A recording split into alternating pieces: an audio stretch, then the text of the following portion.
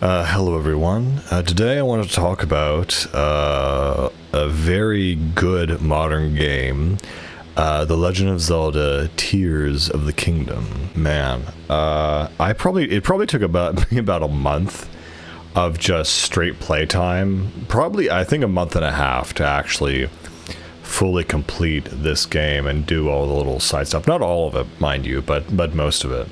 Tears of the Kingdom, I mean, it's so interesting how, I mean, in general, the Zelda fandom is, I think, a little bit split, because I feel, or I get the perception that Breath of the Wild was, for some, or a lot of people, their first Zelda game, and so this was very much anticipated as a direct sequel. I think what I can say about it is that it's shocking to me that when they said that the world map was not going to be changed and they were just going to add, like, extra underworld and the sky world, I thought to myself, that's not going to be different enough to justify it being a sequel. It's not going to be able to be enough content or be different enough. But shockingly, it really is. It actually feels like a proper sequel, and I've heard people say that it makes Breath of the Wild looked like a demo almost, and I completely agree. And it's so weird, and I mean, it's just so innovative. So okay, so how did we get to this point where they did make Tears of the Kingdom so innovative? Well, first of all of the main powers that you had in the first game are gone. They're gone in exchange for much more versatile and actually overall better powers, way more useful things. So instead of being able to freeze stuff and time stop and all that stuff, you now have what was it? You basically have your master hand, which basically is able to control and move anything, not just metal objects. You also now have time reverse, so it'll stop an object and then reverse its motion for physics. So, and I mean, that's really interesting too, that this Zelda game has so many physics in it, and so well done that even the developer roundtable that have reacted to this game have been like, I don't know how they got so many physics to be working in such a correct manner where everyone else has failed, and on like a cartridge that's probably megabytes large, not gigabytes. It's probably a couple gigs, but when an average game today is like 50 to 100 gigabytes and it can't manage to do nearly the programming magic that Tears achieves, it's really actually a technological feat in and of itself. What else can I say about the physics? I mean, they're just such a core component of the game that meshes so well with open world that it really is its own distinct kind of game. More so than Breath of the Wild, because physics were there, but they weren't a huge part of the world. But now with the Master Hand ability, you can combine things together, and you also have fuse ability, so you can fuse certain weapons together or with elements in the environment. And the amount of liberty and creativity and freedom of tools it gives to the player is something. It's insane. It's honestly something someone would dream about or conceptualize in their notebook. This is really the stuff of dreams, that this stuff is real and it actually works, and it has those aspects of an open world sandbox thing. But it's not just that. It also has a story and combat and all this other stuff and all these other components that could just be games in their own right, but they're all just subparts of a whole, which is Tears. And it's just, the more I think about it, it's really impressive and really shockingly impressive and fun.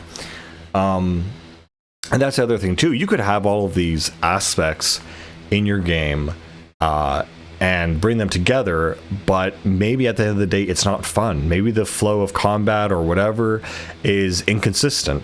But like they have nailed everything with this game. They have made literally everything better. I've never been so astounded by a sequel, and no sequel is more deserving than than of being called a true proper sequel and game of the year than this game. Even though it didn't win game of the year, went to Baldur's Gate, but regardless, it's my game of the year. And it's the simplicity of it too. For example, with the fuse ability, you can only fuse something to a weapon once. So if you fuse, you can't do like a double down kind of thing where, oh, I fuse 2 weapons together and then I'm going to fuse that fused weapon with another weapon and triple my damage. No, it doesn't work that way. You only do it once, which is a very smart limit to put on that. So they also had to limit it as well, which is really smart. But there's still so many things you could do. Like I beat the game and I just realized that if you fuse something like a minecart to a shield, it'll act as a skateboard. Instead of, a shield will act as a skateboard if you're on a sloping distance, but if you fuse a minecart, it's way more efficient. It's just like, oh my god, this is so smart. Because it's all there for you, and it's not explained. It's the perfect example of giving the player all of these tools that all work, and the only limit is really your imagination. It's really shockingly done, well done. So that's Fuse. Master Hand, you basically can move things around, obviously. You can combine things in the environment. I should have mentioned that Fuse only works on shields and weapons in your inventory. So you can fuse things in your inventory that you pick up or other things in the environment. I didn't realize that when you defeat certain bosses, they'll also drop these giant claws or talons or pieces of them or bones or something, and I thought, oh, that's weird, I can't pick that up. It's like, oh no, you're supposed to fuse that to a weapon as soon as it falls down, and then you can use that as a weapon. Actually, funny story, when I first fought the oh my gosh, I don't remember what they're called, the combat form or the box monster that's the ancient monster. It was funny because when it dies, it drops this giant cylinder thing, and it's a rotating thing, and I thought, oh, this is obviously a key because it has like a Sheikah eye on the end and it looks like it's rotating. So I was like, I have to pick this up and put it in a slot somewhere. That's like exactly what I thought, but no, it's just there to be fused onto another weapon to increase its power. I was like, oh, I had no idea. And you learn these things as you play the game. It's so cool.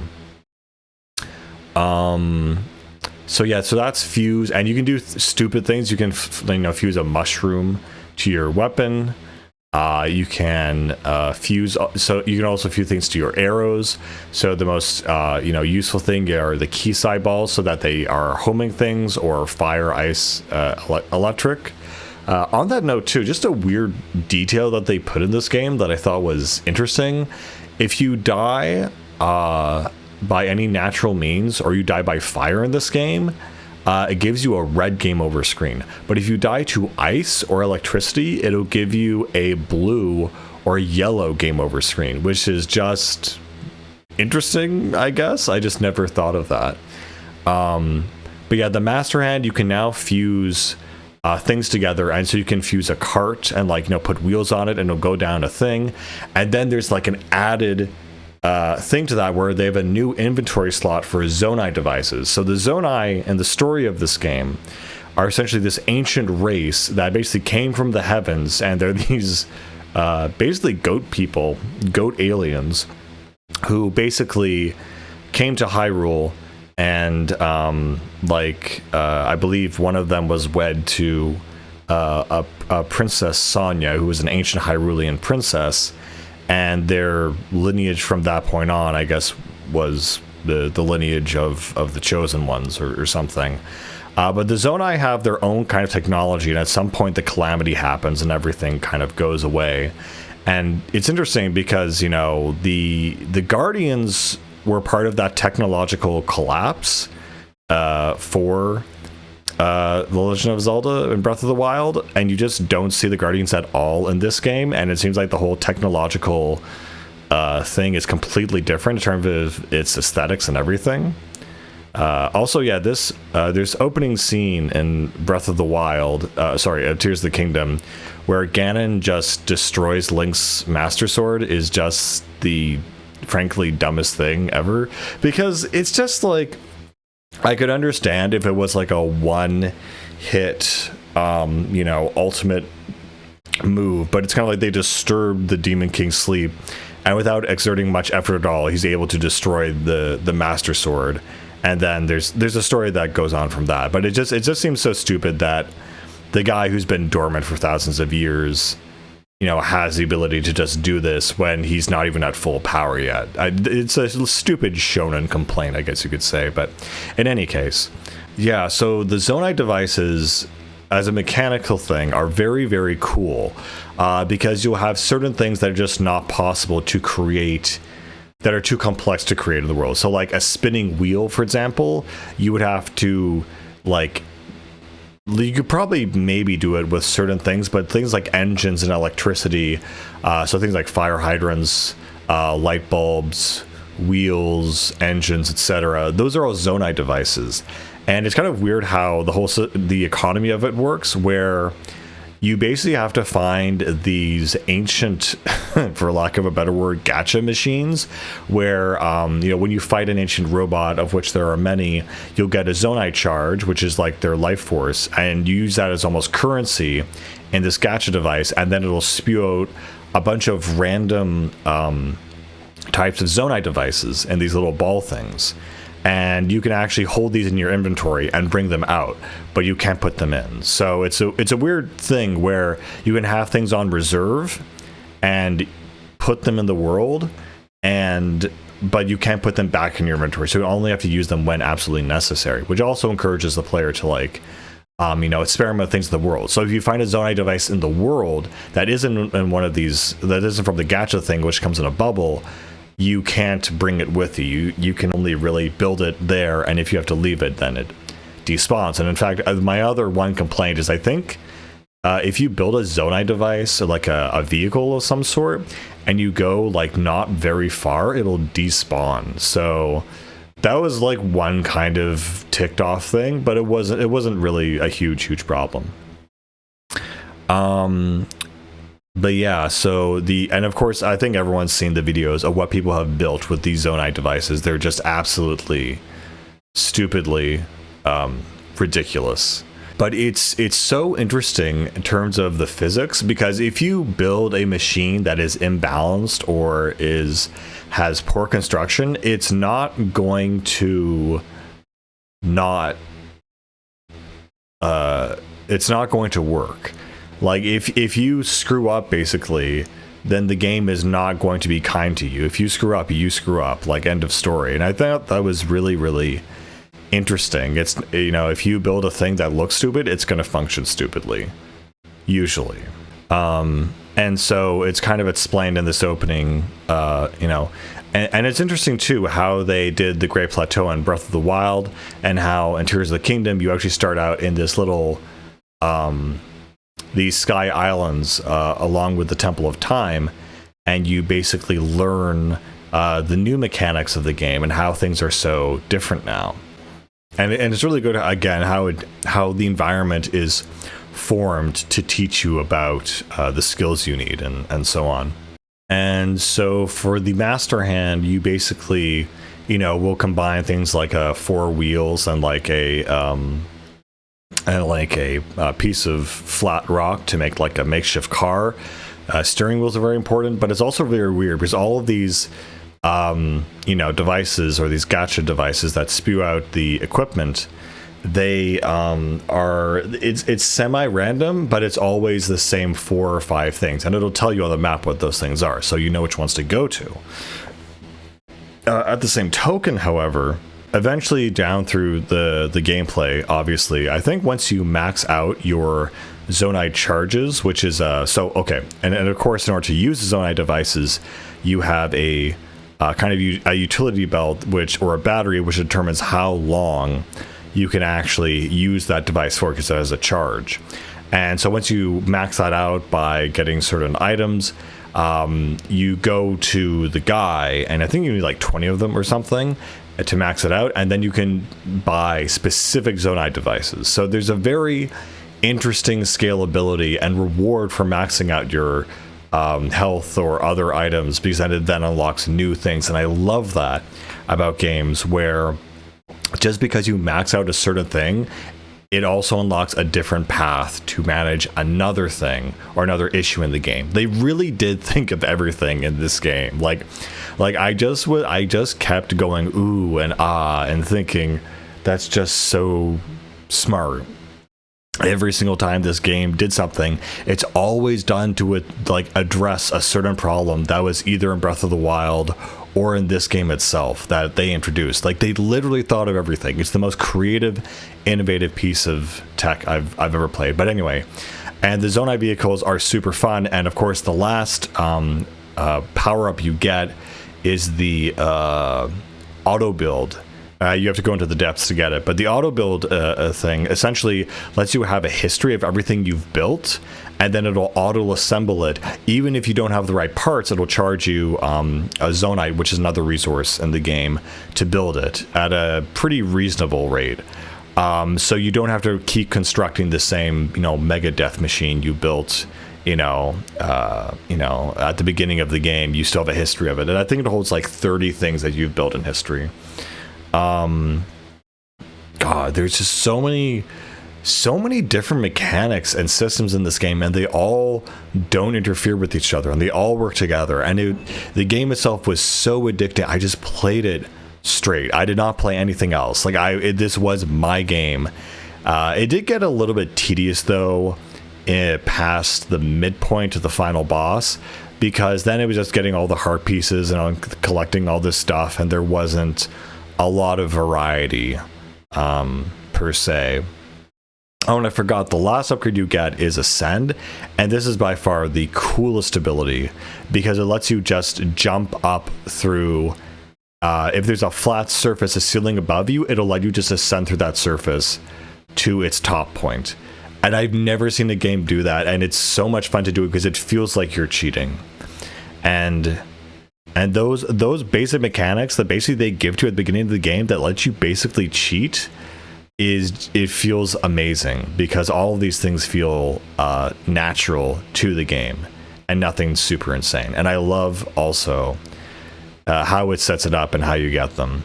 And you have this great intro, how it slowly has this symphonic thing going, and I love the theme of the Sky Islands. But it basically opens up and it gives this tutorial thing for the player, and yeah, you can just feel the beginning of a huge adventure. So I think I've talked pretty much enough about the mechanics. I think everyone gets the idea. I don't want to talk about the stamina or anything because that's like imported from Skyward Sword and was in Breath of the Wild. What else can I say is new about this version? Weapons still have durability. It's really interesting how different types of weapons will have different durabilities, or you figure out how to fuse certain things to certain other weapons and they become much more powerful. Case in point, if you defeat a really powerful enemy like Lionel or something, this time they'll drop one of their horns, and you could hold on to that horn and sell it or whatever, or you can fuse it to one of your weapons and increase its attack power by like threefold. And so there's a whole meta on the whole fusing weapons thing, and that's also balanced with the meta of your inventory slots. And there's so many things you could do wrong or do right in the beginning of this game to make everything so much easier, so much worse for you. For example, when you start the game, like a really important place to go to is honestly probably the Ritos. And this is another cool thing too, that when you start the game off,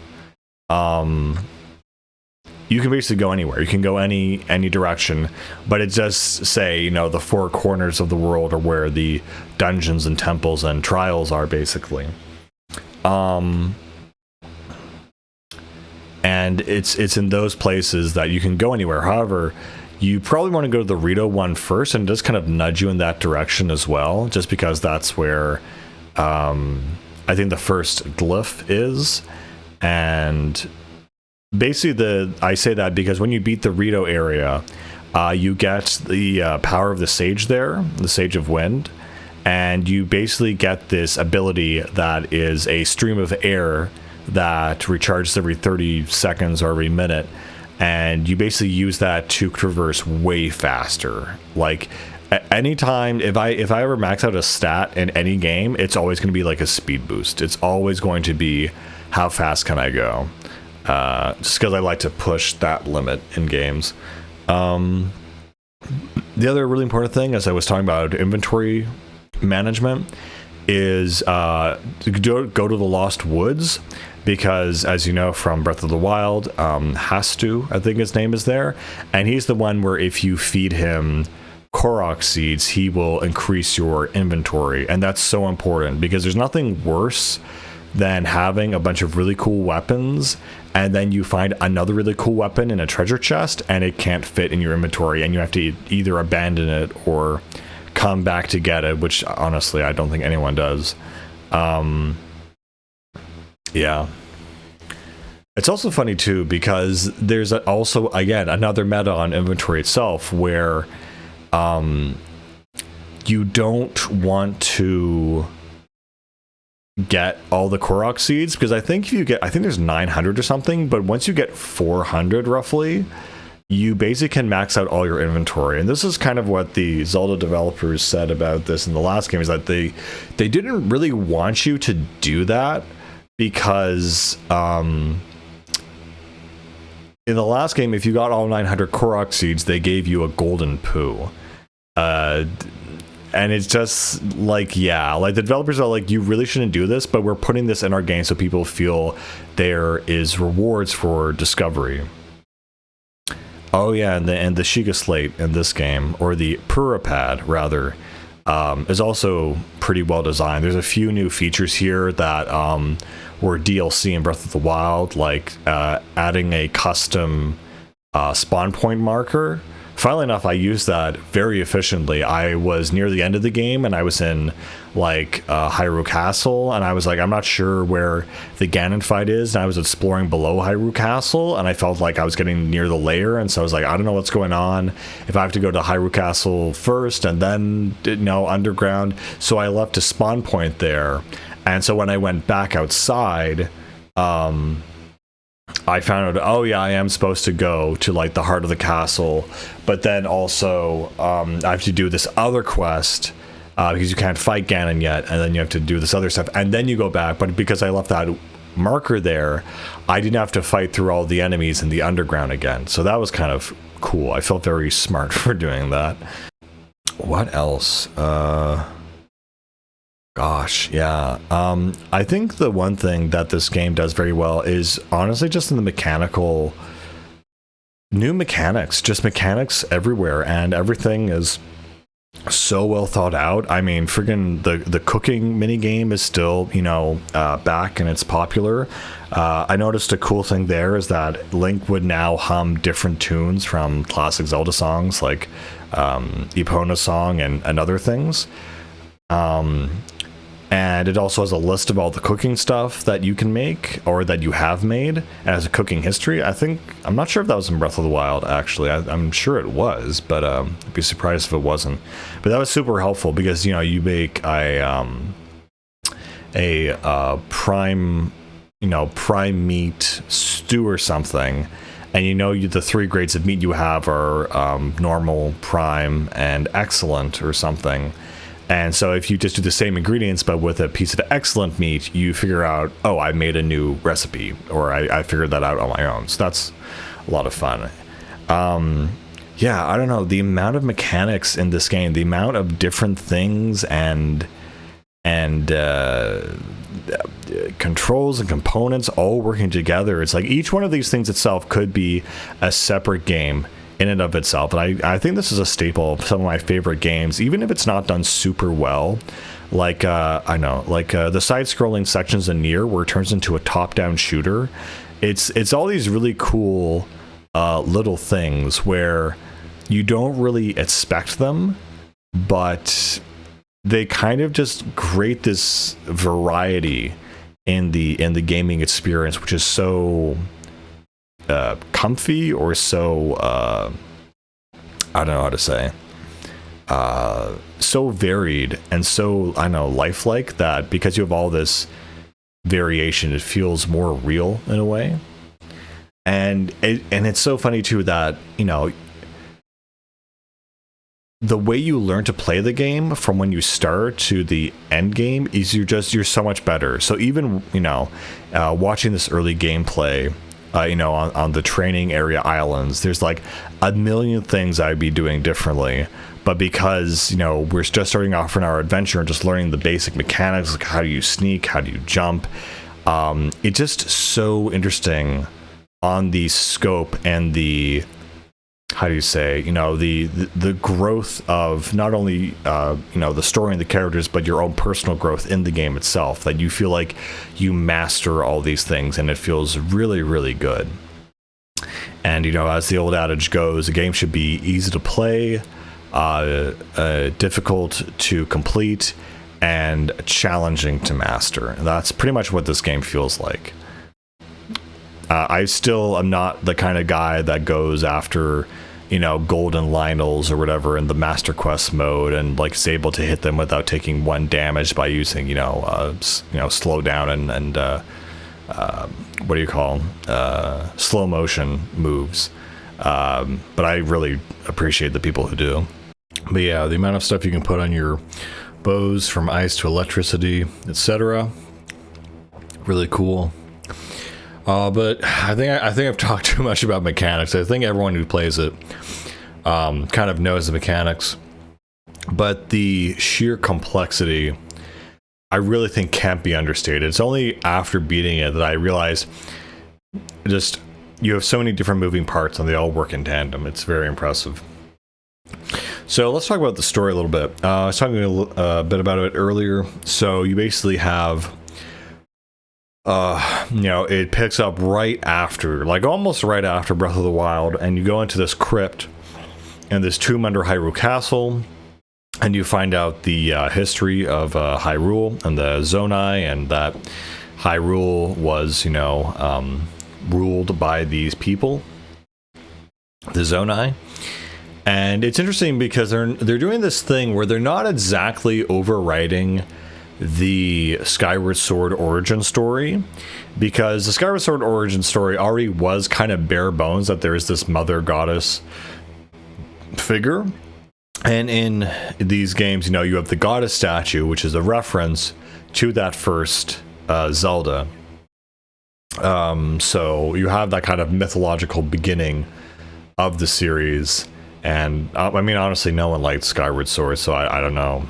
I don't feel I need to defend it, and I don't like it, but I feel like they almost did a second origin story, even though it does work with the other one and doesn't conflict with it. It feels like this is more accurate to an origin story, and similar to the, you know, Sumerian Anunnaki myths as a template for what they were trying to do.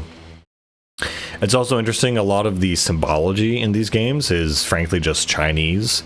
You know, the Temple of Time is shaped like a inverted pagoda. You know, you had all the dragons that are returning in this game, and dragon symbology is also very strong.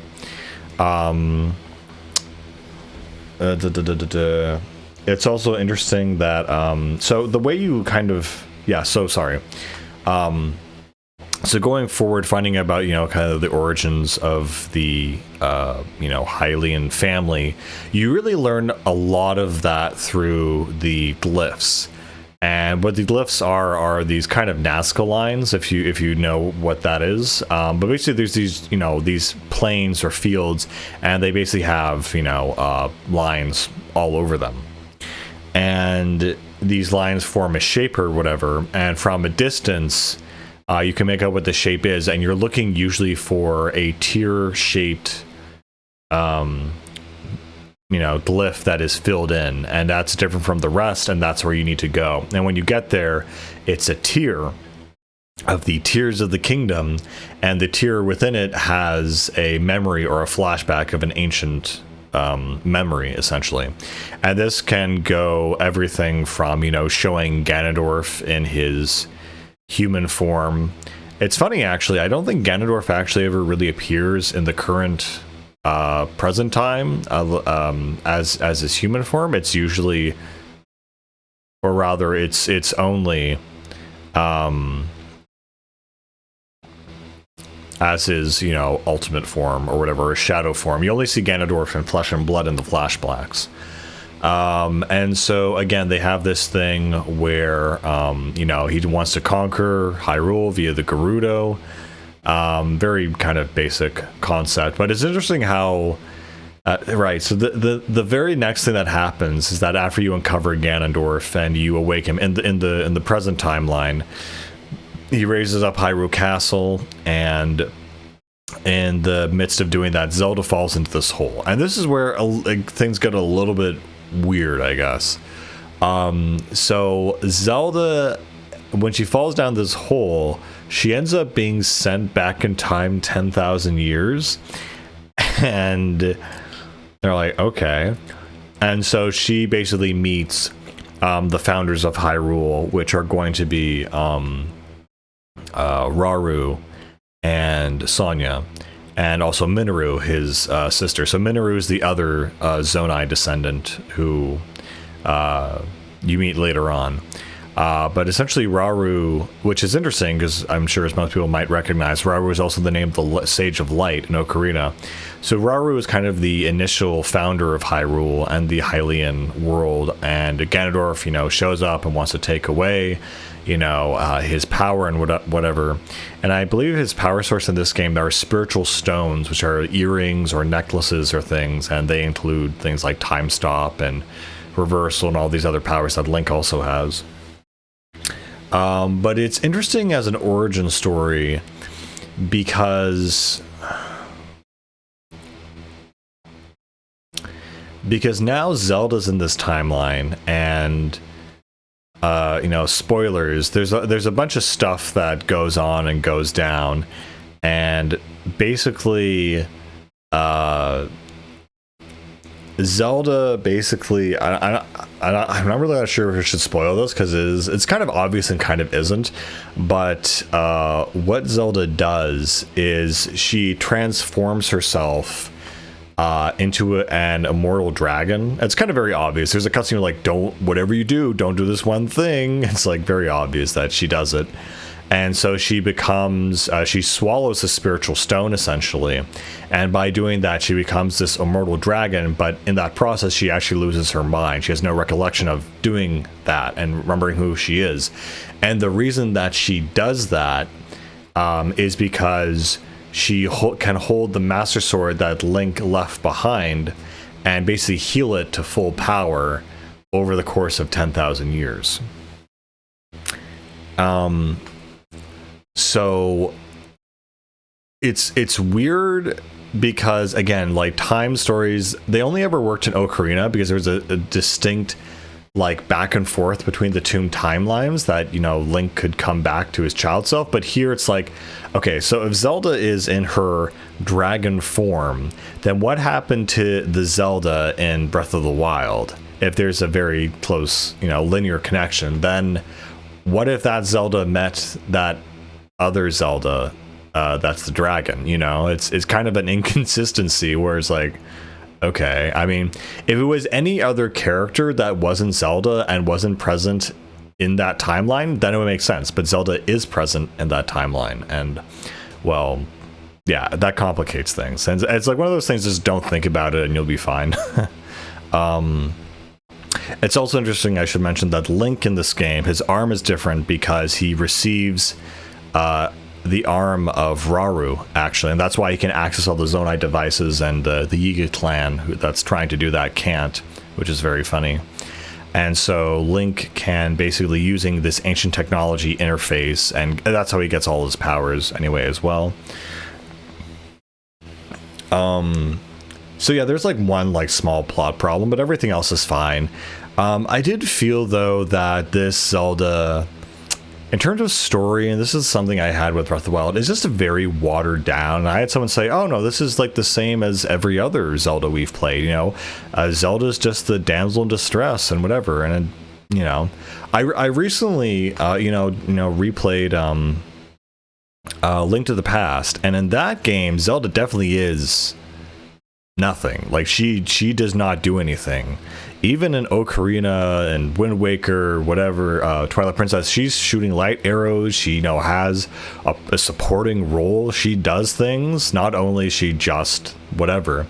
And in this game, true, she does do other things. Like she does the whole dragon thing, which is 10,000 years of basically loneliness and suffering, which is where the title Tears of the Kingdom comes from, because all of her tears are these memories scattered across Hyrule, Kino. But aside from that, she, I mean, she does do stuff. So I don't have an issue with her character, but just the story overall is just like, go save Zelda. Where is Zelda? Like, that is the main quest that you have for the entire game until it's resolved. Like, where is Zelda? Where did she go? And yes, we do have side characters like Yunobo and Risu and all these returning people, but it just doesn't feel impactful, I guess. And I have the same sentiments about Breath of the Wild, and like, as akin to something like in Ocarina, where you have your childhood friend Saria, or the chieftain Darunai, or Princess Ruto. Like they each have a different relationship with Link that's more distinct than, oh, I'm here to help you. It was much more personal, and here that's just, again, kind of missing. So again, I feel like the story in this game was just, it was passable. It was fine. It wasn't anything awful or bad, but it was just kind of like, this is fine. But it's on a mechanical, and like, that's the thing, right? Like, the reason we play games and go into these games is because they tell a story that outlives their confines. A mechanic in a game is always going to improve. If you play a multiplayer shooter today, 5 years later, you play the upgraded version or sequel of that game, it's just going to be better. So there's no point in wasting your time, on that specific game if you're only playing it for mechanics. There has to be a story that outlives it, so to speak, at least in my perspective. In any case, so yeah, the story is fine, though. I think it's kind of interesting / maybe a little bit cheesy that it was inconsistent that they tried to have this theme that there was an evil Zelda that was appearing to people, and that was definitely the case in some areas, and other places it just wasn't, or was just implied and never shown. Like, there's a bunch of side quests where like Zelda appeared to me and told me to bring the cattle, to wherever, and then it was actually a trap or something. And there's another part where the Yiga spawn a trap for Link, and he falls for the trap, and then you have to fight the Yiga, and it's like no problem or whatever. Trying to think. Yeah, and so in Yunobo's case and Death Mountain's case, it was kind of like, Zelda or whatever, she puts the headband on Yunobo's head, and then he becomes evil, and like, okay. But in Sidon's case, it was more like Zelda, I forget, she told the Zora to allow the sludge to fall from the water temple. I don't really remember. In the Gerudo's case, I don't think she appeared at all. And in the Rito's case, I think she definitely did appear and like flew up to the Wind Temple, but she didn't do anything else besides that, and then everything got cold. So it was kind of inconsistent as to what they were going for, and then Evil Zelda was never a fight. I was expecting something that was going to be like a, how do I say? Like an Evil Zelda fight in Twilight Princess, but no, it was just whatever. Also, just on the note on mechanics or whatever, the one other issue I do have is when you're doing the master hand,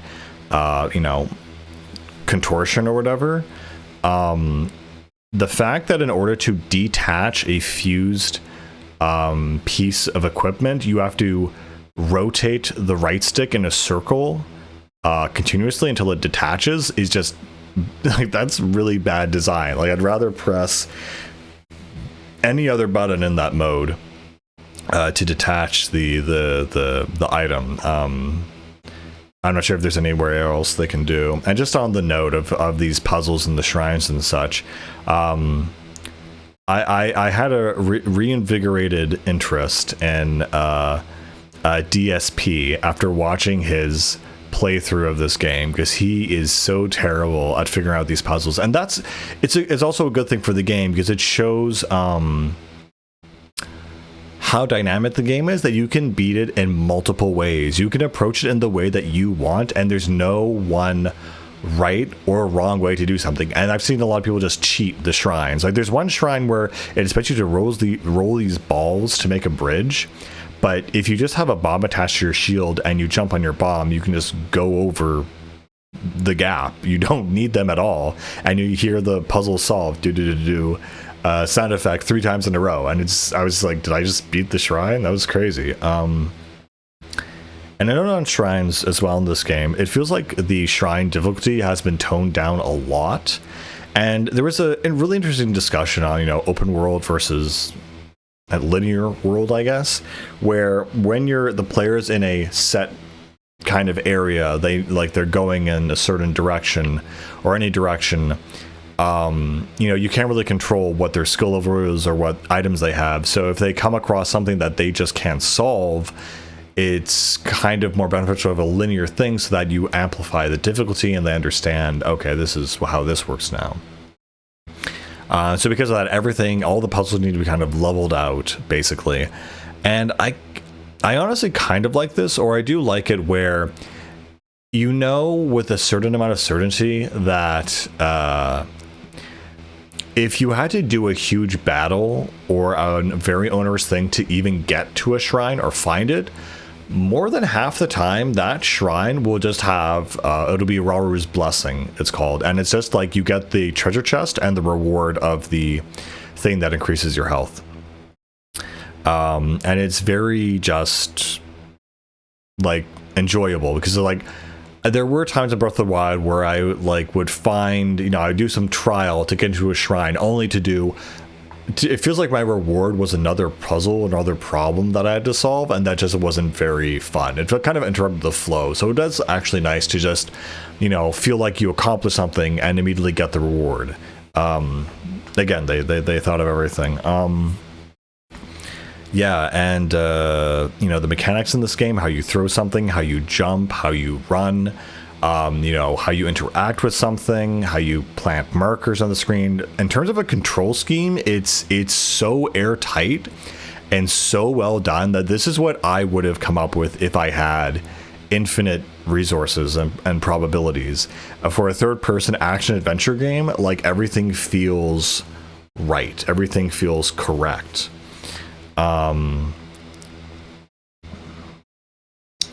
God, and there's just so many different metas. I understand this might be a children's game or something, or meant for young teens or whatever, but it's really complicated. If you want to get really good at it, or really really know what to do, there's a whole meta around. I didn't even figure this out to the end of the game for potions. Of course, if you combine certain lizards or honeycomb or whatever, you can get speed potions. And as I said, I love going fast. And those speed potions will have 3 tiers of speed: 1, 2, and 3. Fast, faster, and fastest. And they also last from 1 to 7 minutes, depending on what you mix it with. And it wasn't until the end of the game I realized that there's this one thing called monster extract, that if you just add one of it to one of your potions, it'll make it last for 30 minutes. And that's just something you have to discover and just figure out and just know. And then it feels almost like you wasted time, but once you know that, you're like, oh, okay, that's cool. This is how I do it. Quickly on combat, the combat feels so good. Enemies have a decent amount of health, and it's funny that even if you start at any section of the game, the enemies will have less tough opponents in there, and as you progress through the game, it knows that suddenly you see silver bokoblins instead of red, blue, black, then silver, and I think only in Master Quest you get gold, and they're just tanks. They just have way more damage. They do way more damage, and they're just more difficult to deal with. And so you really double think whether or not you engage with them or not. And the game just automatically adapts to how far you are. I think it adapts to how much health you have, I think, so that it just automatically gets more difficult. Again, just speaking about cheesing the game, there's so many times where using the reverse time ability or reverse motion ability has just been so game breaking. Like, an enemy will throw something at you, or more likely your vehicle will like fall off a cliff and you'll be like, oh no, my vehicle. But when you do the slow time or reverse motion ability rather, it stops time when you activate it, so you can just select the thing you want to target and then it'll stop and then come back. And like, that was my main strategy for how I got planes or aerial things to fly. You know, you have a Zonai device called a glider, which just is like, it'll glide on the wind naturally without any power required. It's basically like an airplane wing essentially, or two wings. And what I would always do is, I think a lot of people would use rockets or bombs to like launch it in the sky with you on it, so and then it'll go. But what I realized that when I was low on resources is that what you can do, you can simply use the master hand to put it as far up as you can and let go, and then usually go off the cliff or down. You know, you need some clearance, you need some like height difference between where you're launching it from. But if you do that and then you do the stop time mechanic and you jump onto it, it'll float back up and then it'll launch from that position. And especially if you install it with steering wheel and fans, you basically start flying from that position at full speed, because if you're to do it while the flanges were starting up, you're not going to get as much momentum. And the engineering in this game is just constantly amazed me. Like, the amount of times I just kept saying, oh, in succession was just crazy, because like, it's just like, oh, that actually works. It's one of the few games I've played where I think to myself, hey, it'd be really cool if I could do that. And you can do that. It's so interesting how it feels more like a palette for your creativity rather than just doing what the game asks you to get the objective and shoot the guy and whatever. It's so creative and encourages you to play it how you want. And it's not just in the confines of how the game expects you to play, but how the game anticipates you play. I don't know. I just can't get over it. It's so well made. So well made. I think another excellent addition to the game, or rather what they changed, were the Korok seeds. So not only is it I feel they're not in as weird esoteric places anymore. For example, when you enter Kakariko Village, if you shoot the eyeballs that are over the entrances and gates of the town, there would be Koroks there, and you just have to know to do that one weird thing. So they're not as hidden anymore, and more so than that, they have these new minigames where the Koroks will be in these little camps, and what occurs is that, how do I say this? The Korok will basically say, oh, I need to get to my friend, and they'll see a little smoke signal in the distance with their friend there. And not only is this a great way to farm Korok seeds, because when you do this, you get the Korok seed from that Korok and the Korok you get to, so you get two of them, so that's also an incentive for the player. But it's more an incentive because it encourages the player to explore. And so you might be in this new area and you're like, okay, where do I go now? What's my first move? And you'll immediately see a Korok and he'll be like, okay, I'm gonna help this guy out, and it brings you over here. And when you get over there, you see 3 more points of interest. It's like, okay, I'm gonna go over here now. And it's just such a natural flow of do this, do that, do this. This is definitely one of the maybe not the few games, but definitely one of the games where I have a grocery list in my mind constantly. I felt like I had ADHD, in that I was constantly thinking, oh, right, now that I have this item, I can go trade it for this item. Or now that I have this, I can finally, cook this item. Or now I forgot, I marked this guy in my map, so I have to go and see him and do this. And then I have to go to the shrine, and then I have to, like, get this weapon and, like, try this one thing with before it runs out of durability. And just constantly, oh, right, I have to do this now. I have to do this now. Oh, right, I forgot I was going to check out that area. There's just constantly so much stuff going on in your head that it's really kind of cool / amazing. Also, there are things very intuitive, like when you come across, I think his name is Bolson of the Hudson Company. He's trying to stand up these signs, and I probably passed around 4 or 5 of them before I realized what you were supposed to do. I thought initially, oh yeah, I'm supposed to help him, like, keep it up, but at that time I just didn't understand how I was supposed to do that. But when there was one that was much more obvious, where there's like a whole, like, palette of materials nearby, I'm like, oh, well, what if I put them underneath the thing? And sure enough, it stood up, and he said, oh, thank you, and he gave you a little reward. I was like, oh, this is such a cool new mini game for us to do. And you're always keeping your eye out for these things, right? Or maybe sometimes you come across a Korok, and it's like, okay, the way that this would best work is if I had a Zonai rocket to launch him or whatever. And you're like, okay, I'll come back to this. Mark it on your map. And yeah, the map lets you mark anything you want on it. It boggles my mind how well made this game is, and how it really will play well if you're a creative and intuitive person. Gosh, what else?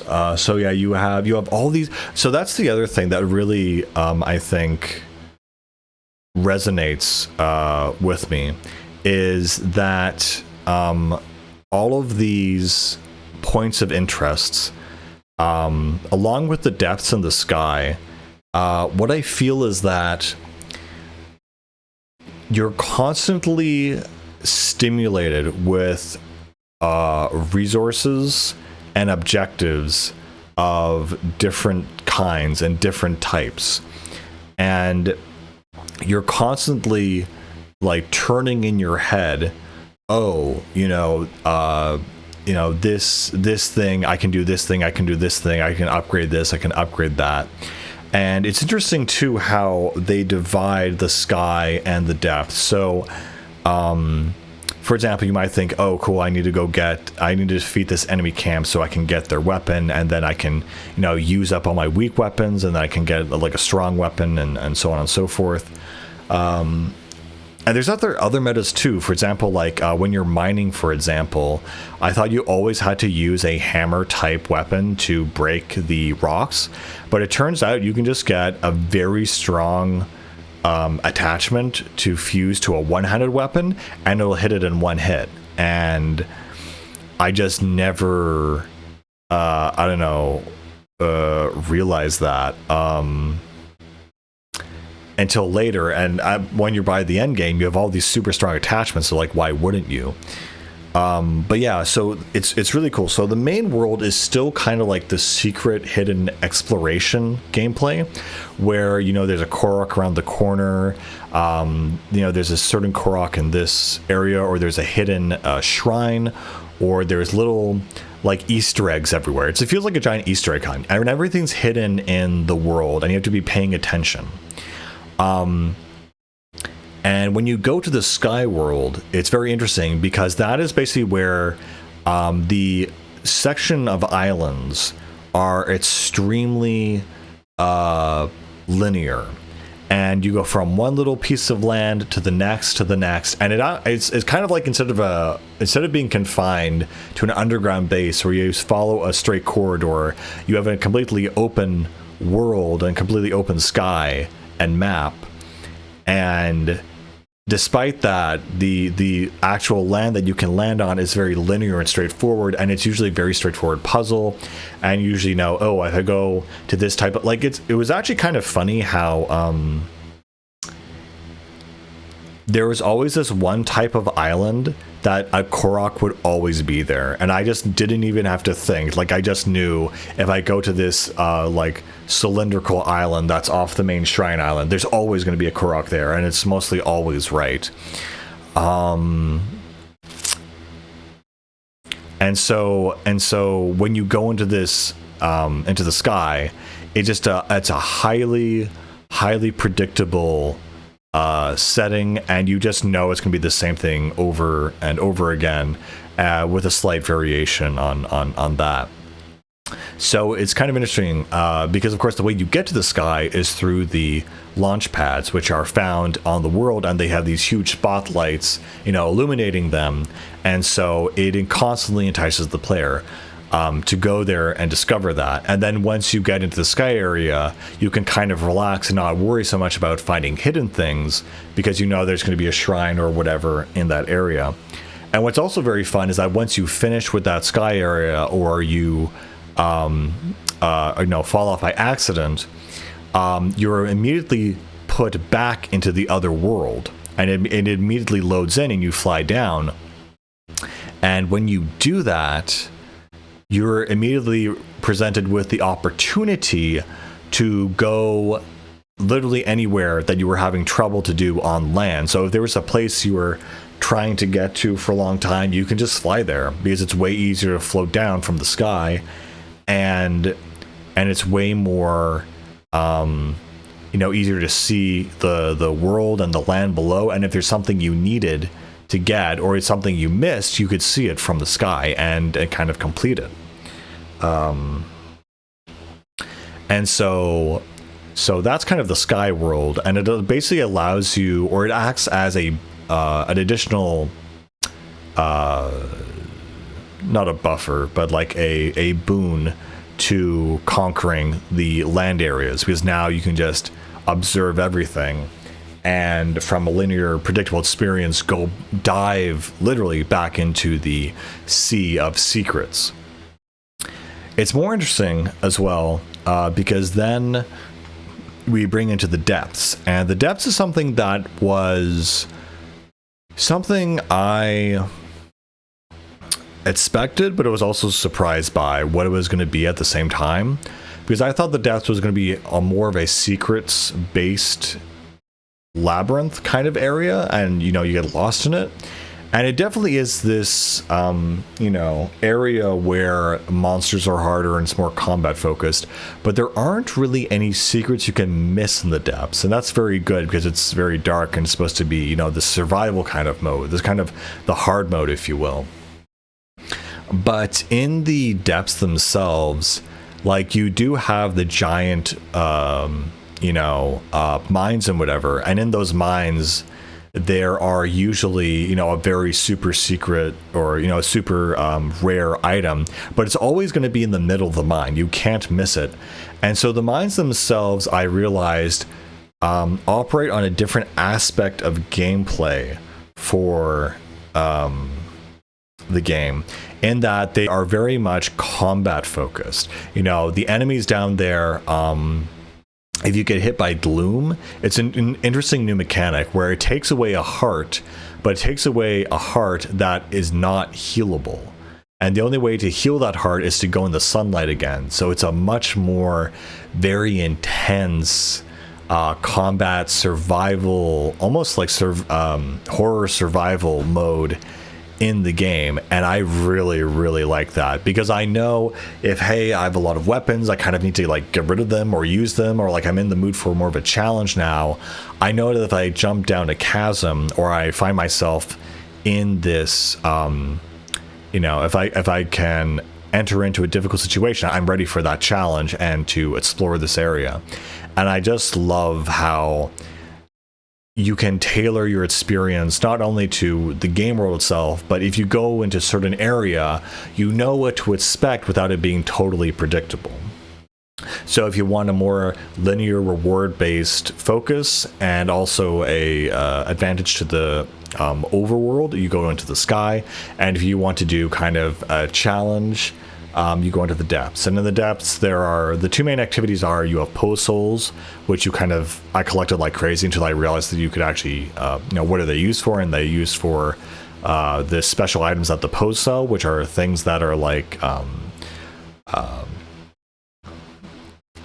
one-time rare items, like the sword of whatever. And of course, everything breaks in this game. So even when that weapon, that apparently or seemingly legendary rare weapon breaks, you can still basically reclaim it using post souls. So which is so good. It's not like there's never a moment in this game where you're like, oh, I can never get this thing again. It's a one-time thing. It's like, no, you can get it again. Nothing is ever truly lost. You're never truly locked out of anything in this game, which is a great feeling. So if you want to buy two super rare swords and fuse them together to make them look stupid, you can do that. Speaking on the weapons in the depths and the armor in the depths as well, it was an insanely pleasant surprise that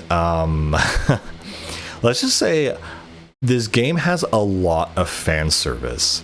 It has a lot of references to a lot of old classical Zelda stuff from games I did not expect, and there were certain items and certain armor pieces that I was like, no way this is real, no way. And I really did get super excited, and I hate it because usually when I see this kind of level of fan service in a game, it's usually like a gacha game, or it's like a low quality game that is, remember the good old days when we could actually make good games, things like that, like if in Halo Infinite when they released like the Mark V armor, it's like, who cares, man? At this point, you can't save yourself. So it's so amazing to play a game where they're like doing the cool, oh, do you remember this kind of thing, fan service, and the game itself is still really, really good. But yeah, there are certain armor sets I was like, no way, and certain weapons where I was like, no, this can't be real. This is too good to be true. Really cool stuff. And God, I'm just thinking about it now. There's things that they almost feel like mods, they feel like this would be something that a fan would make, and it's just, it's so good. Speaking of other mechanics, another really cool thing is, of course you have the environmental, things, how things still catch on fire, and you can use that as an updraft for your glider. You still have electrical things affecting the water, all that good stuff. A really nice improvement or a new mechanic is, so in the previous game, when you helped a sage, they would leave you with like a special power. And that special power would be, like either a charge up attack or a shield or whatever. That would be kind of like a passive or active ability, usually a passive ability, that you would use. And it would, So in this game, when you help a sage, their spirit comes along with you, and not only do they help you with a special ability that you can use in the real world, which is very useful, but they also come along and help you fight different enemies, which I just think is really, really cool. And of course, there's things where you can upgrade their combat abilities by finding certain items and stuff like this. But yeah, it's I don't know, it's really nice.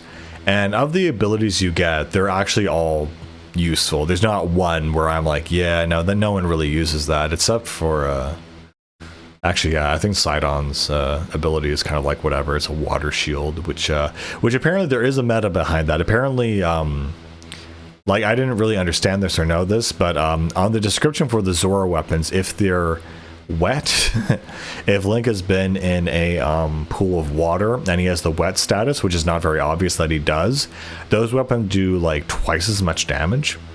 So I think the actual meta for the strongest weapon in the game is a Zora spear or Zora weapon fused to like a Lionel horn, and also you have Sidon shield, so you have the wet status effect and you get some insane damage output. Yeah, and man, and yeah, the shrines work pretty much the same. You know, you do 4 balls of light or whatever, and you get the ability to do a stamina container or a heart piece. It was funny, when I played the game this time, because it was very similar to Breath of the Wild, I basically maxed out my stamina early on and kind of had enjoyed the difficulty of having only 3 hearts for like the first 2 temples. The temples themselves in this game are a little bit more complex than Breath of the Wild, I feel, but they're still not, you know, amazing. They're still not the old Zelda formula where you spend like an hour in them. It's kind of like one and done. And you never come back there. What is really nice though about the dungeons, and also quickly about the shrines, is that they have this marker. I don't know if this was in Breath of the Wild, but it'll have this marker beside a shrine if you didn't get all the treasure chests. If you get all the treasure chests, it shows a little symbol, but if you didn't, it'll just be blank. So I know that's a great way to check. And like, because I would always be so paranoid. Did I miss something? Did I miss something? Did I miss something obvious? I hate that if I miss something obvious, that feels like embarrassing. So now on the map, it'll tell you whatever shrine if you did actually miss a treasure chest in there. And at the end of the game, I went back, and some of the treasure chests that I missed, I'm like, yeah, okay, I would never find that in a million years. And others were like, that's incredibly obvious. How did I miss that? So the temples themselves, what is a really cool thing that I noticed, again, I don't know if this is in Breath of the Wild, but all of the temples in this one, they have like 5 or 4 like locks or areas that you have to disable to get to the boss room. And what's really, really cool, I think, from an audio perspective, is that as you unlock each lock, the temple theme or song will like add in a new instrument or up the tempo and or add vocals. And for each lock you do, there's a new thing that is added to the song, and it feels like you're building towards the crescendo of this boss battle, and feels really, really cool. Another neat thing is that on the bosses themselves, they are, I would say, well, I mean, they are way more interesting than friggin' Breath of the Wild. I was always super, super disappointed that all the bosses in Breath of the Wild were just a slightly different version of Phantom Ganon, which is like you were fighting the exact same guy, but with a slightly different strategy. It just felt so lazy to me in Breath of the Wild. Fortunately, that's all fixed in this game, where there are all unique bosses, and some of them are so unique that you don't even use weapons against them. There's the water boss. You have to use like your water elemental abilities to help defeat it.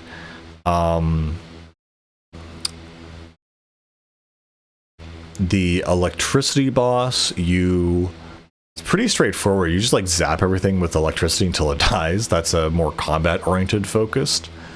The fire boss, again, super straightforward. You use the Goron. Yeah, so that one and the Goron one, you have to use specifically his ability to help. Actually, I think in the electric one, you have to use Risu's power as well. But for the Goron, essentially, you need to use his power to take out the legs of the boss in order to fight it. And more interestingly, is probably the wind boss, because you could do that at the very beginning of the game, because all you do is you fly down through his weak spots. And the Colgera, his theme song is the best theme song in the game, besides obviously the main theme and all that. It feels so epic, so like intense, and so cool. And the point I was getting to is that you refight all these bosses in the depths. There's these little optional fights where you can refight them, and they are a lot of fun. And oh man, just being in the depths, being in that area where you're low on health, you're low on supplies, and they give you a bunch of like these light bulb kind of plants that you can use to basically illuminate your surroundings. But even if you have 300 of them, they go by really fast because it's dark in there. Like, you cannot see. And the feeling of being low on like fuel, low on, light, and you could always warp out, but that's kind of like a wuss thing to do, right? The depths themselves are such a mood, and it reminds me most of the secret hole in Wind Waker on Outside Island, where you would have like 50 floors of just enemies and bosses, and very little music. It was very eerie, very strange, very compelling, very cool. Again, there's a whole meta on how you manage your light bulb bloom light bulbs or whatever. Basically, you can either throw them or you can attach them to your arrow. And the way the inventory works that I think could have been better is that it's just one line of items, and in this line of items, you can sort it by different things, but the most useful thing is to use it by last used or most used. So if you accidentally fuse something to your arrow, just as a joke, it's going to be in that queue of the most used items, even though you're not supposed to put it there. And it's not perfect, but it works really well. But I think what would have fixed that immediately is if you had two lines of like items that it would, if you knew you needed something 30 rows away for some odd reason, because you were using case eyeballs instead of Aracuda eyeballs or vice versa, it would be much easier to navigate if it wasn't just one line of items, but if it came in stacks of 10 and you had a grid instead of a line. But it's a small complaint because the scrolling on it is very, very fast.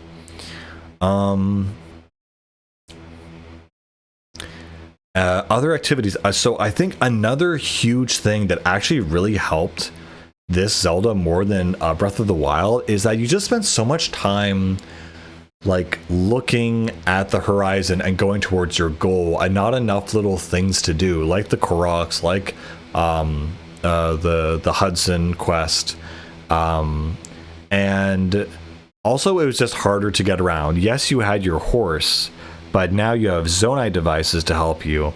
And on top of that, I think the biggest advantage or addition is honestly caves. The caves just add so much more stuff to discover. It makes the world feel so much more alive, I don't know, to me, because it's like these like areas that you think you've discovered, suddenly there's like, oh, did you miss that one opening? Suddenly there's a whole new level underneath. And it's funny because the caves themselves, I mean, they're all different in terms of their layout, but they are predictable in terms of what they have in them, in terms of rewards. And so this gets really interesting related into game theory, where it's like, hey, this cave is going to have maybe certain different enemies in it, but it's always going to have a bubble frog, and then it's going to have some other kind of reward. It might be a secret treasure, it might be a shrine, but every single one of them has a bubble frog. And it's interesting because the bubble frogs, like you kill them and you get their things, but you have no idea what they're used for at first. And it's only later you figure out they're used for Clinton's quest. And initially, like the first half of the rewards you get are actually useful things, certain pieces of armor, certain enemy, ingredients and stuff like that. And then about the halfway point, you have to get like 100 more bubble frogs or 50 more or whatever it is, and finish all of the caves, and then you get the final reward. But it's an interesting, nice thing that again, you kind of are set on this linear path from the outside world into a smaller world, essentially. So you know that this cave has an entrance, you know that's going to have a bubble frog in it, you know it's going to have another reward in it. And it's always fun and fascinating to see what kind of mix-up they're going to do. So you know there's like some structure, but it's variable. But you still have an expectation of the outcome. I think the craziest shrine in my favorite, cave that I went into was the one where it expects you to build a tank and go through the enemy's defenses and just to completely demolish them by giving you all these different things for building a massive vehicle. And at the end of it, you get a star fragment, which is super rare. And on that point, so I recall from my time with Breath of the Wild that I beat it, I completed it, and the last thing I had to do was fully upgrade all my gear. And a lot of that gear required star fragments.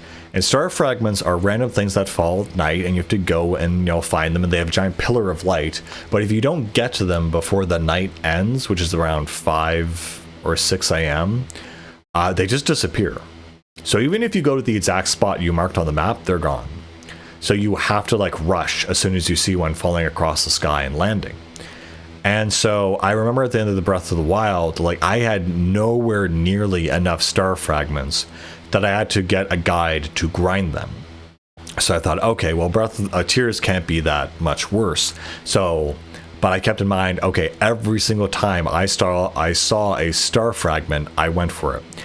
And even using that policy, maybe missing a couple here and there, by the end of the game, I still, again, needed to grind for star fragments at the end of Tears, which I just think is a huge oversight. And like literally, fortunately, there is like a way to do that, where if you spawn at this one place, wait until night, then spawn at this other place, you can get 2 star fragments in like 5 or so minutes.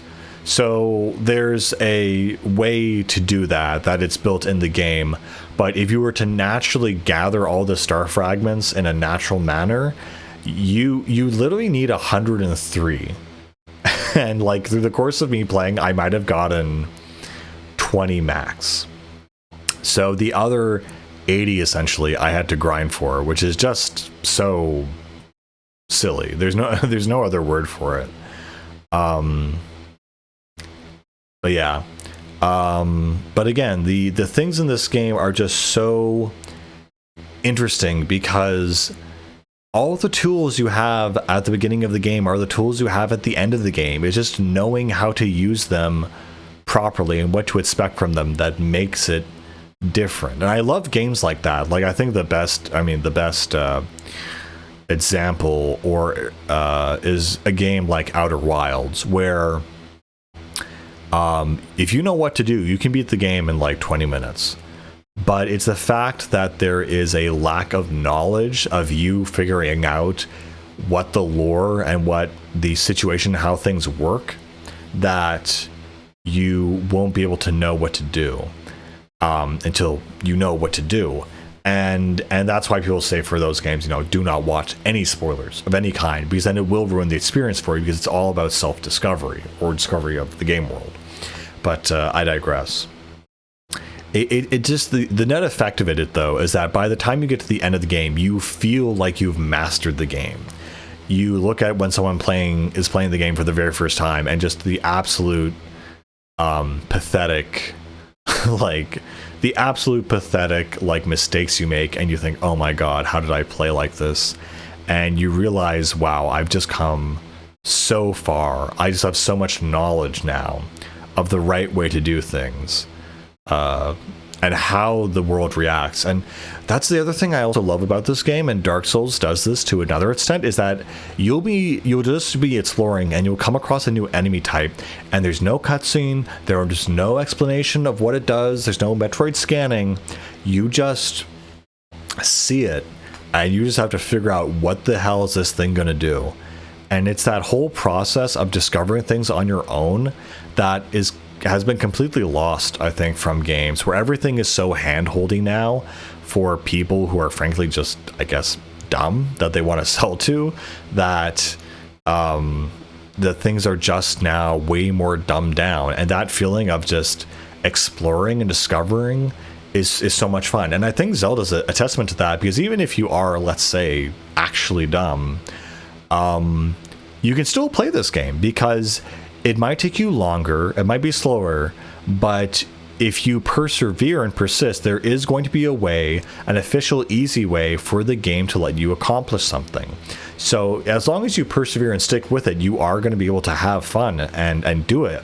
But also, if you're very smart, the game is like, well, go ahead. If you want to sidestep through this crack in the wall and then pull off this crazy ass maneuver, be my guest. And that's what I love. It's a playground. It's like, everybody who goes there might not do the same thing, and people are going to do wild, crazy things that even are way out of my skill gap, like, you know, defeating golden Lynels and like using one slow motion mode and whatever, and min-maxing it, and, you know, all the power to them. But it also scales down to people who aren't very good at video games either. And I think either way, both of the experiences are enjoyable. That's so nice that I know it sounds so cliche that everyone can have fun with it, but it's true. And it's almost impossible to make a game like that where everyone is enjoying the experience. Gosh, I feel like I could talk about side quests. I could talk about this game for a long time, because it's just, from a mechanical viewpoint, it's just stupidly well designed. And I think honestly, like, everyone should take inspiration from this game. I think I gave Genshin Impact a hard time for ripping off Breath of the Wild, but Breath of the Wild didn't have nearly as many, or Genshin Impact didn't have nearly as many physics abilities as this game does, and as Breath did. So I think I'm almost a little bit, you know, jaw tired talking about this game and praising it. So to wrap up, I think all the side quests were reasonably well done. I think the quests where you have to like storm the enemy camp and you get like a little army, those were a lot of fun. I think, you know, exploring the depths was great. The little kind of political quest in the Hateno village or whatever. Was it Hateno village? Yeah, Hateno. Was kind of silly, funny, whatever. I think the whole dye shop thing, you know, that makes a return. That's good. I think the amount of armors you get in this game are very, very impressive. There are enough to facilitate it and feel different.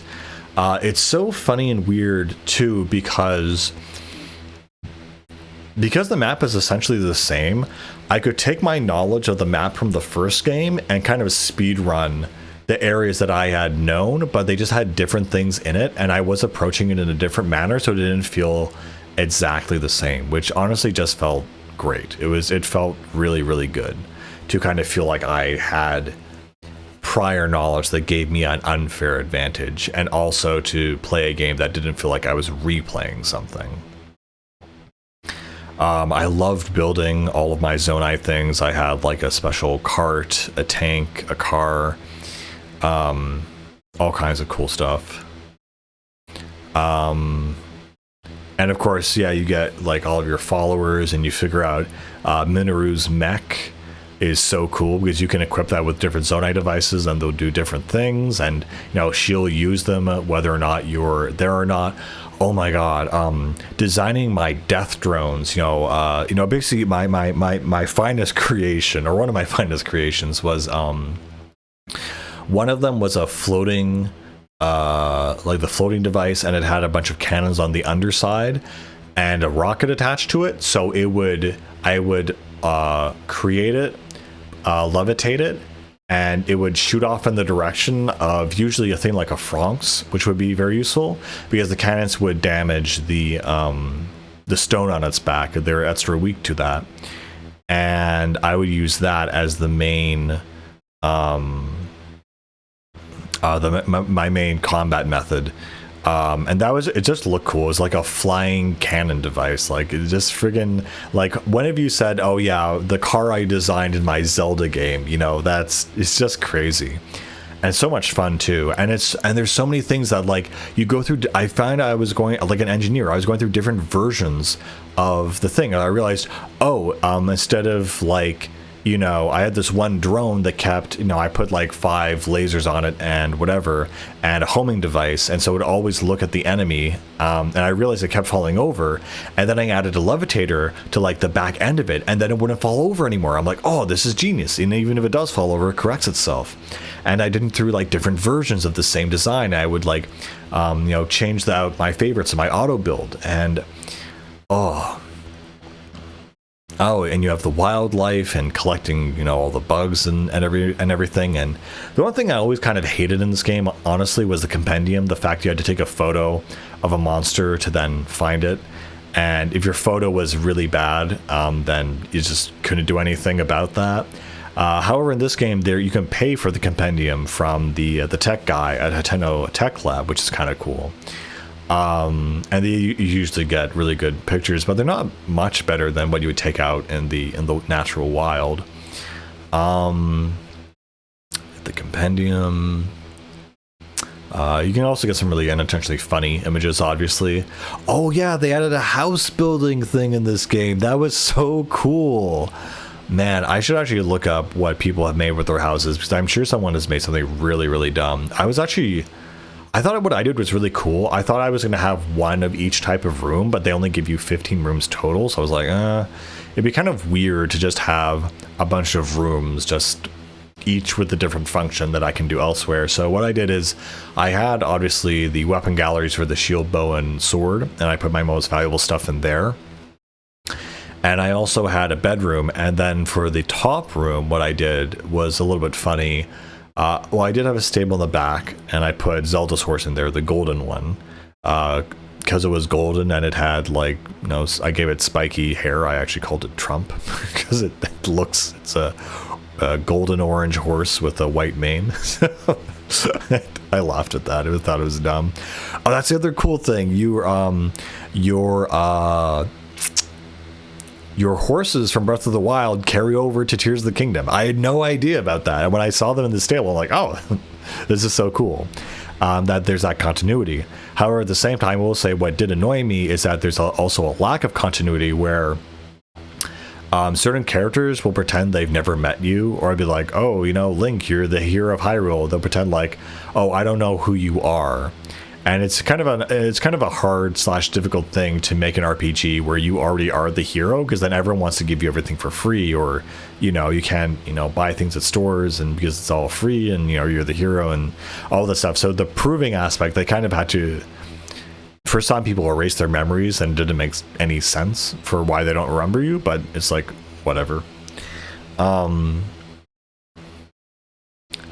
Yeah, you have the compendium, which you can pay for. That was cool. You have the stable and the horses. Oh, and the house thing. What I did on the top of my house was I took 4 triangular rooms, and I basically turned it into a giant Triforce symbol that I just put on top of my house, which I thought was kind of cool. Gosh, what else? I know there's like a gallery room you can have, and you put like any one of your pictures as a painting in there. I thought that was really cool. There's, you know, there's the Mario Kart mini game, there's the Hammer Strike mini game, there's the golf mini game with the giant things, there's the racing mini game, there's two separate ones for water and land. Neither of them are super difficult. The shrines were also pretty straightforward. There wasn't anything that really stood out to me as like being super unintuitive. It is really funny to watch other people try it who are not intuitive and just fail and just do the dumbest things. It's like, oh my god, how would you do that? Why would you do that? You know, if you're thinking about playing this game, picking this game up, you absolutely should if you have a Switch. It's kind of a interesting question to ask. Do you need to have played the first game, Breath of the Wild, to play this game? I would say technically no, but if you honestly care enough, you probably should play the first one, because it's still Breath of the Wild is still a good game, and it gives you a nice context for all the things that are happening in this game, and it lets you appreciate, you know, the other characters and whatnot. Oh yeah, it's just really cool how you can do things in any order. Like I think there was one point where I I basically got the Master Sword early because I just found it, and because I mastered my stamina early, I was able to just grab it.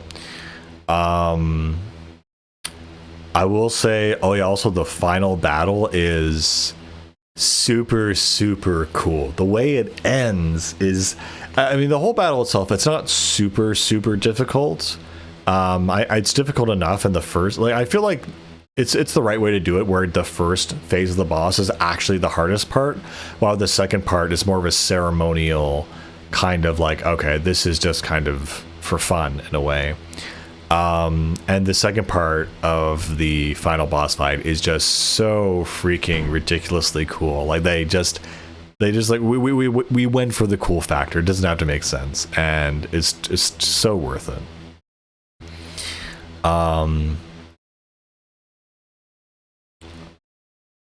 What other kind of advice I could give? I know, max out your weapon slots early because that's what you use the most of. I mean, just like learn how certain Zonai devices work, and don't, use them up all at once because you might need them later, and you will. Try to find the auto build ability early, which is in like the central Hyrule depths. Oh yeah, there's like a God. Okay, the one thing that really did piss me off though was the horse cart mini game where you have to pull like a luggage thing with your horse. That was absolutely brutal, because it would just fall off, or you would like hit the sides of like the post, and you would fail, and you wouldn't be you'd be off by a second, not fast enough.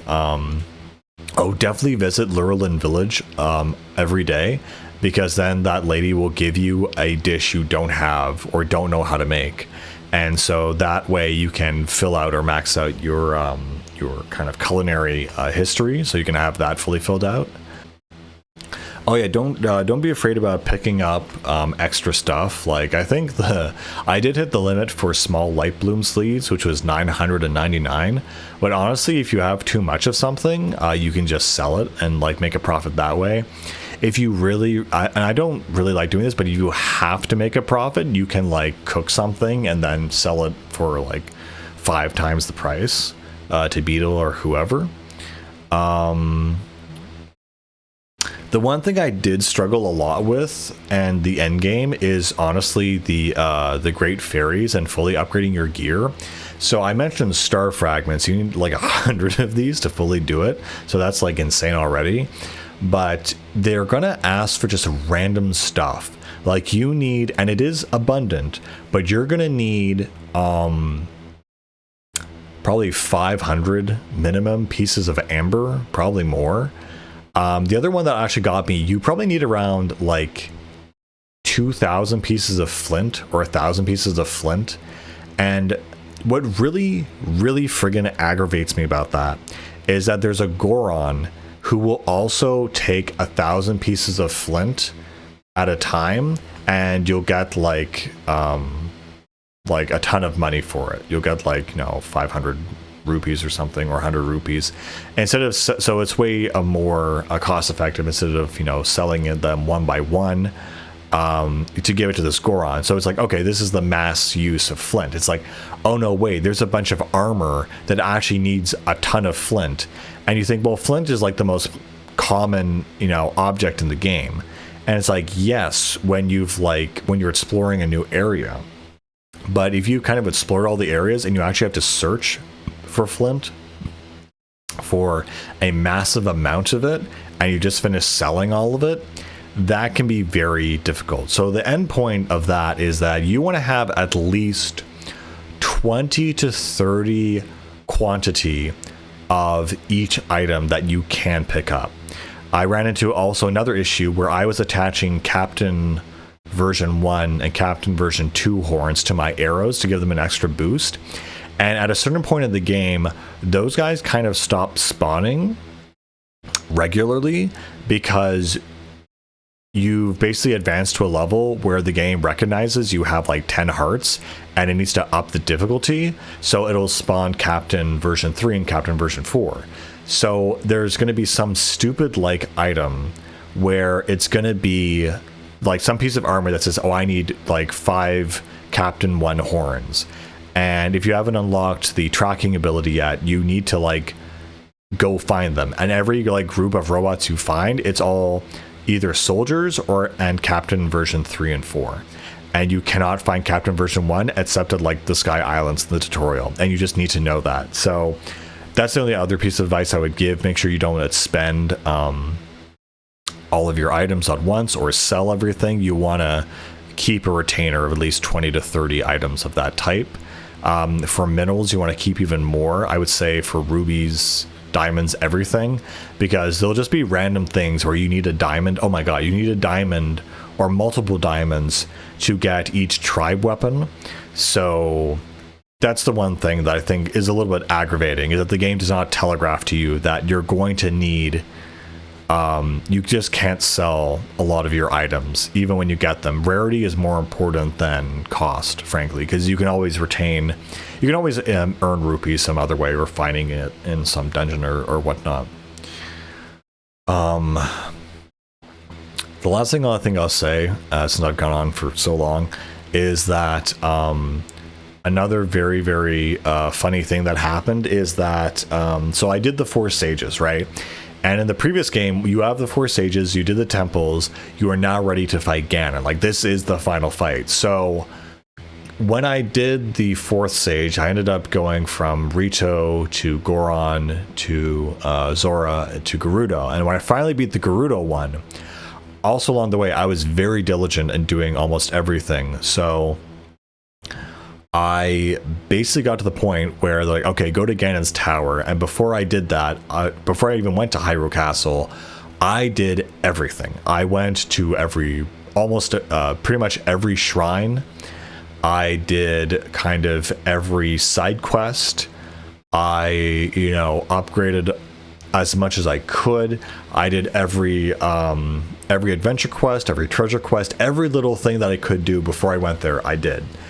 And crazily enough, this is really funny, that when you go to Ganon's tower and you fight him, it turns out that you're underprepared according to the game, no matter what you do.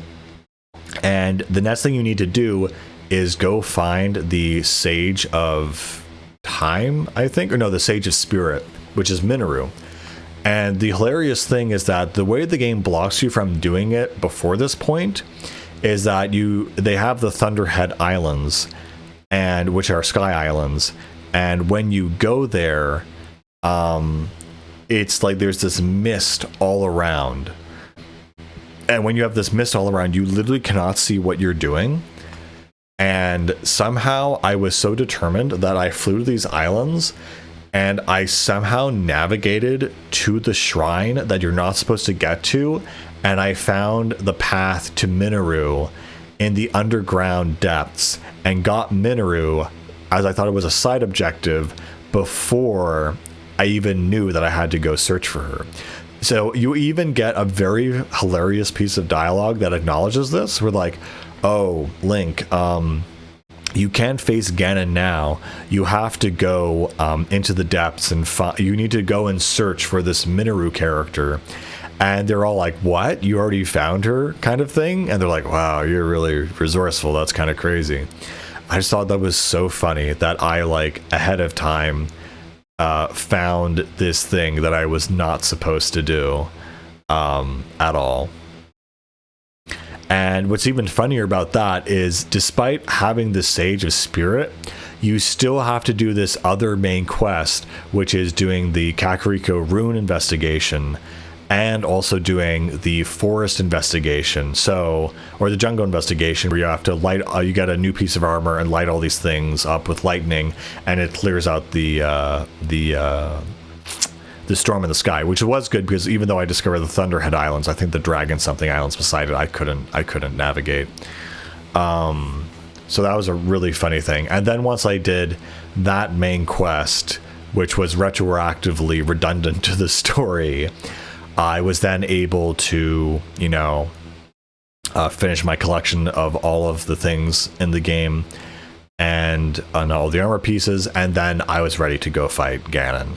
So it was kind of like this weird pause where it's like, oh, no, you can't beat the game yet. You got to do this thing first, because it assumes that you are not a completionist, and it assumes that you would try to rush the game. And honestly, if I'm ready to go to Ganon's tower, I'm ready to go to, you know, the end of the game. But it doesn't treat it like that.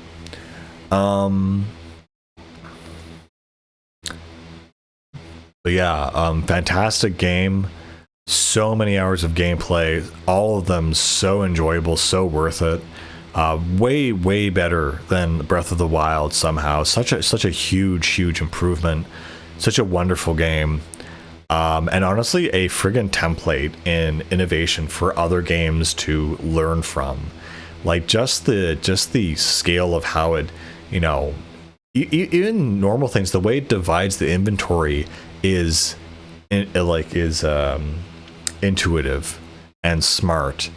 And just there's so many things about this game that are just so big brain smart that it's crazy. But yeah, definitely, honestly, again, my game of the year.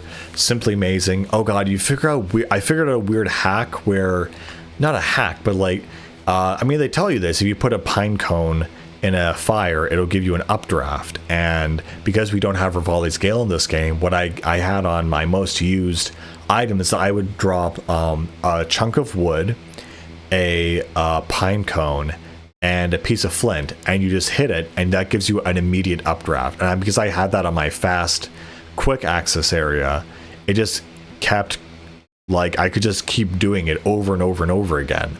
And apparently you can even do that if like you like use fire against like a spicy pepper, it'll give you an updraft. And just all these weird hacks and things. And my favorite thing to do in this game, honestly, which blew my mind, was probably attaching rockets and bombs to shields.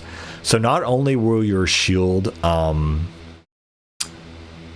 only will it how do you say, not only will your shield slide on stuff, and not only will you know, the rocket, so the bombs give you a huge boost, and you can like leap over stuff, and it's so much fun. And the rockets will propel you down a mountain, and you can build these drones which completely destroy and eviscerate every enemy in, like, you know, the surrounding area. It's such an intuitive, smart, interesting game where there's so much chaos and you just don't know what's going to happen. And the only difference between Breath of the Wild and this one is that there's way more things to explore and way more different ways to explore them.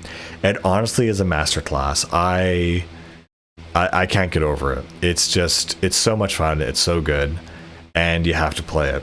And I think with that, I think I've said everything I can about this game in the time frame I have. So I'll see you guys later. Enjoy Tears of the Kingdom. Amazing game. Bye.